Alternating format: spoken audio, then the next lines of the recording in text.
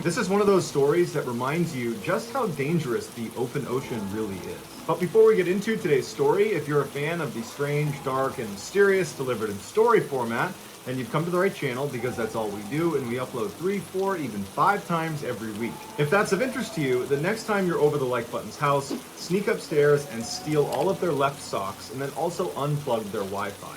Also, please subscribe to this channel and turn on all notifications so you don't miss any of our weekly uploads. All right, let's get into today's story.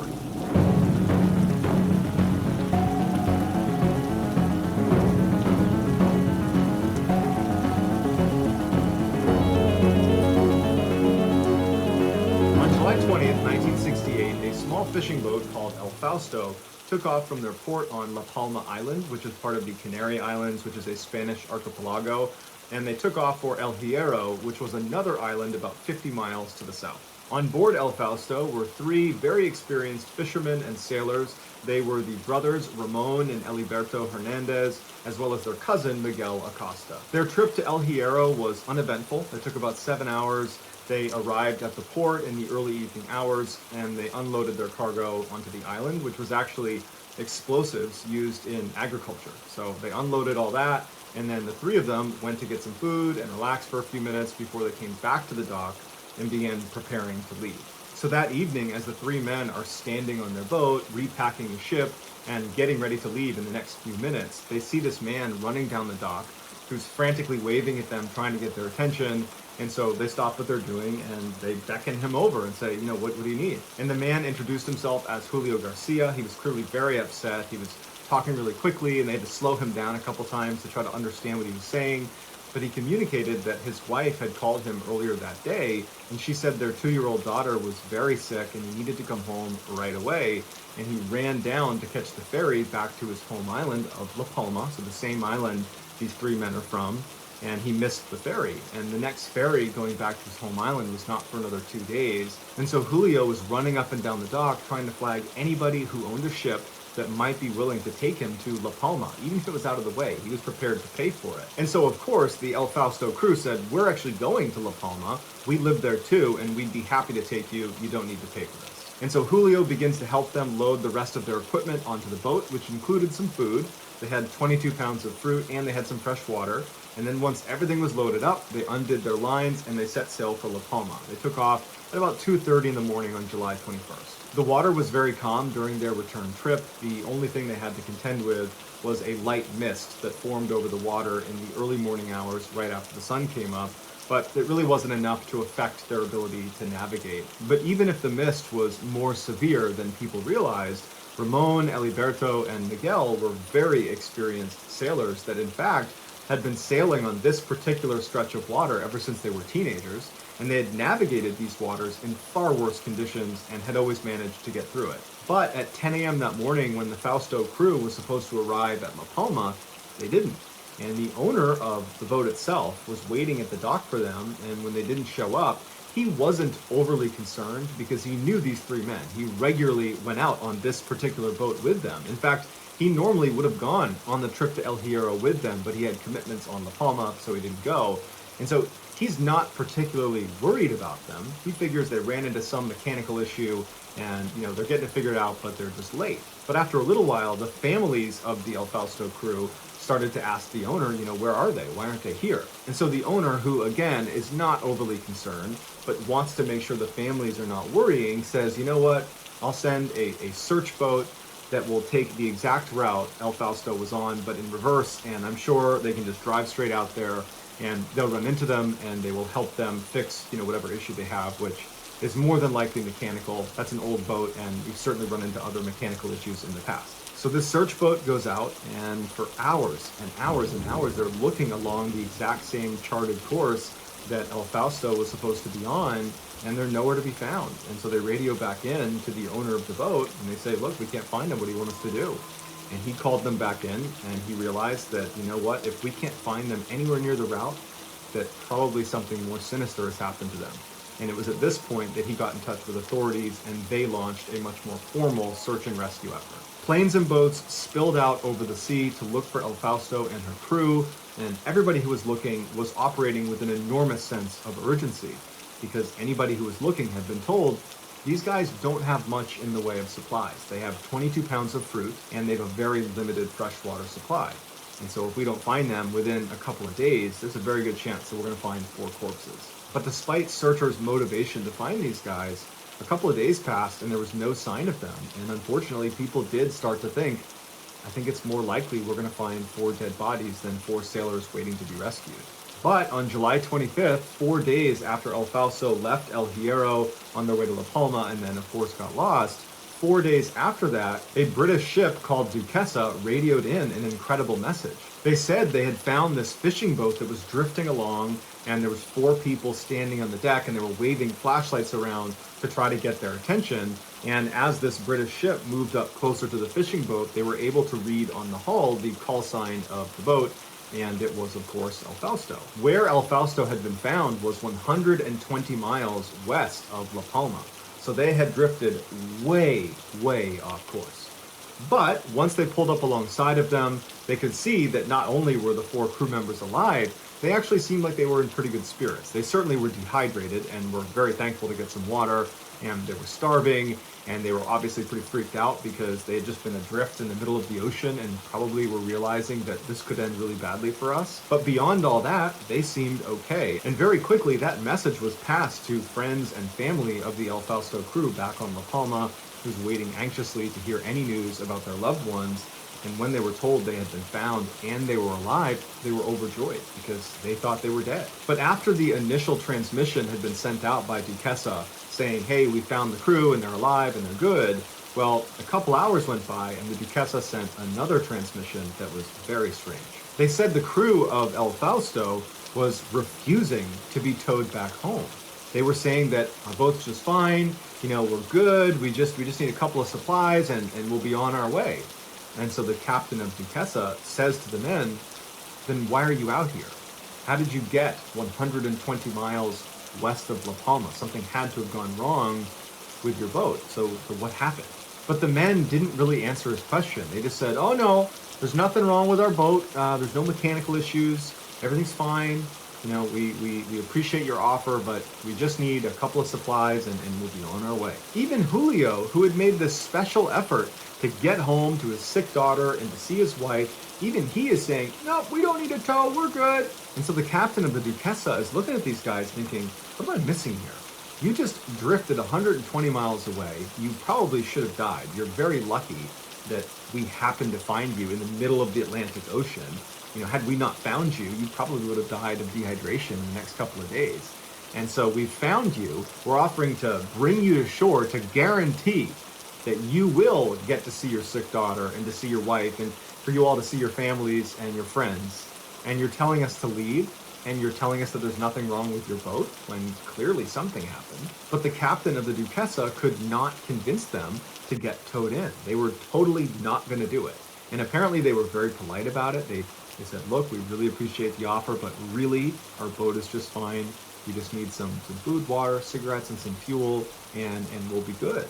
And so ultimately, the crew of the Duquesa obliged their request, and they gave them 18 hours worth of fuel along with a whole bunch of cigarettes and water and food, and they watched as the 4 men sailed east towards La Palma, and they were waving the whole time, everything seemed fine, and then they vanished over the horizon. And the captain of Duquesa would call in over the radio that based on where they were and how close they were to La Palma, they should expect to see them arriving at port at about 7 p.m. that night. Back on La Palma, friends, family, and hundreds of other people from the island went down to the dock and were drinking wine and having a big party, celebrating the imminent return of their friends and their loved ones.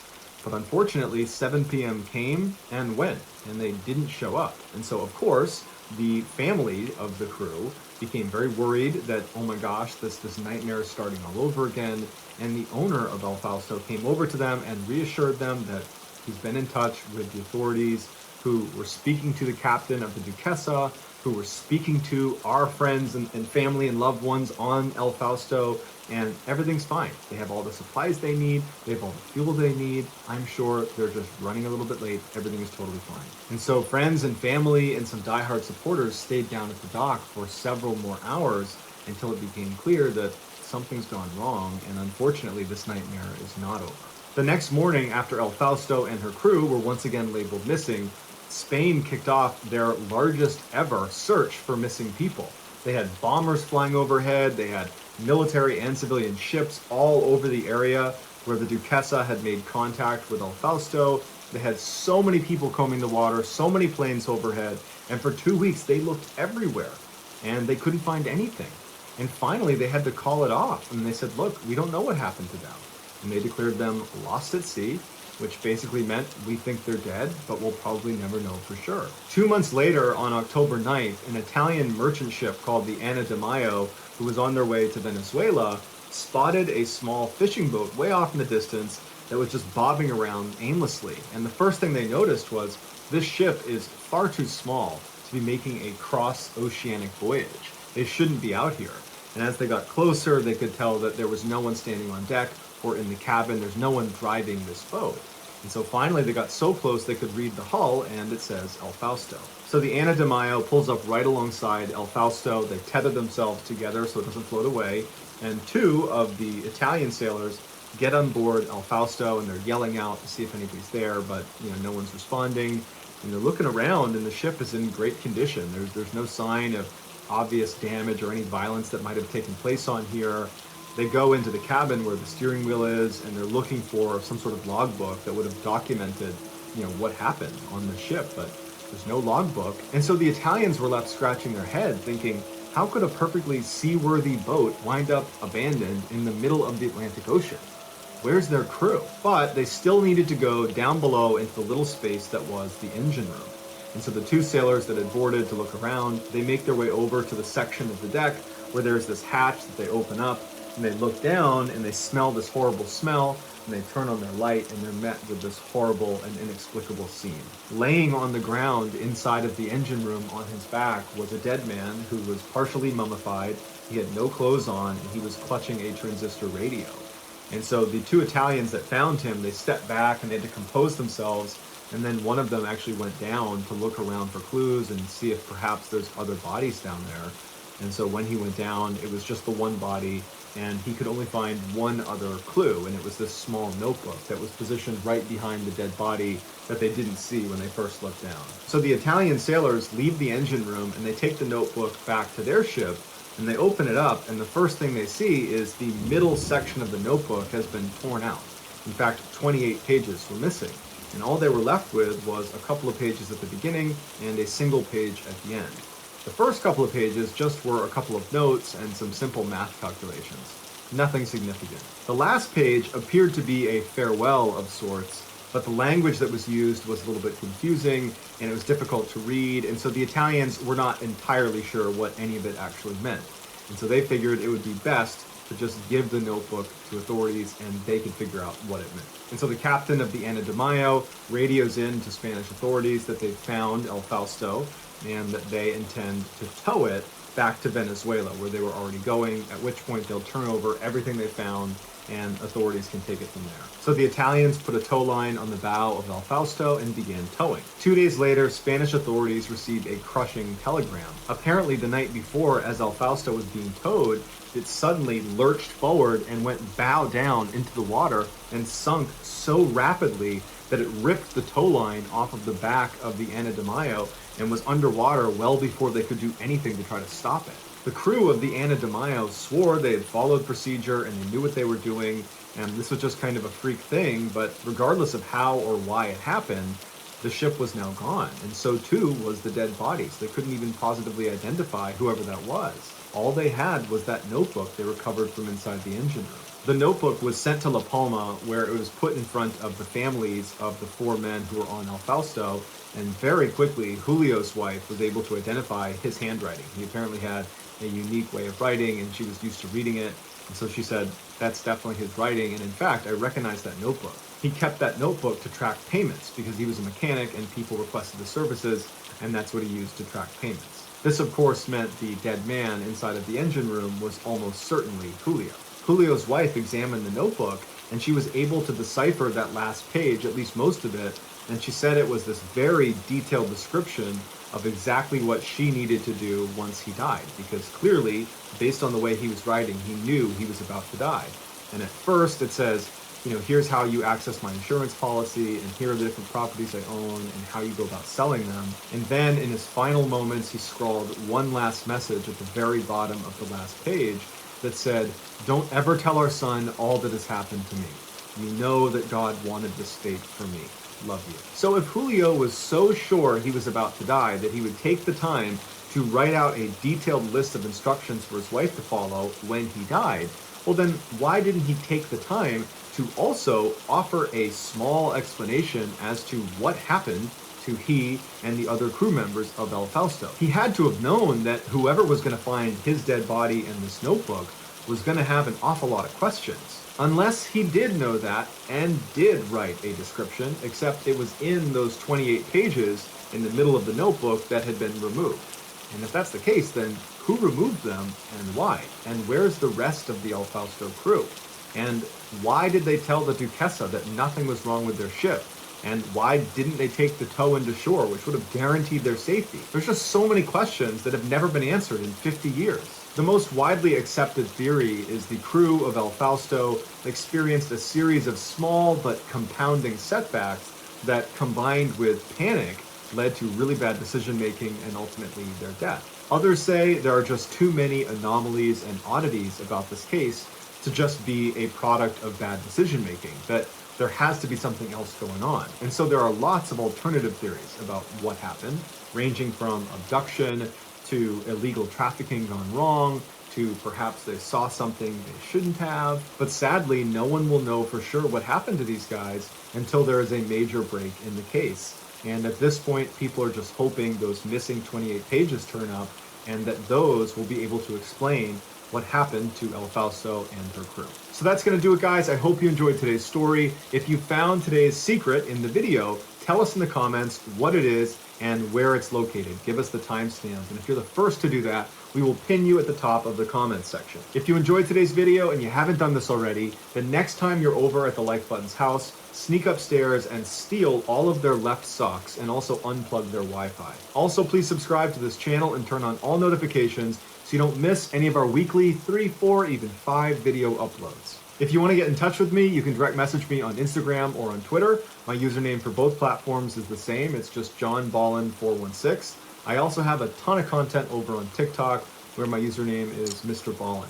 If you have a story suggestion, please submit it to our subreddit just called Mr. Ballin. It's linked in the description below. So whether I see you on Instagram, Twitter, TikTok, Reddit, YouTube, or some combination, just know that I really appreciate your support. And until next time, that's going to do it. See ya.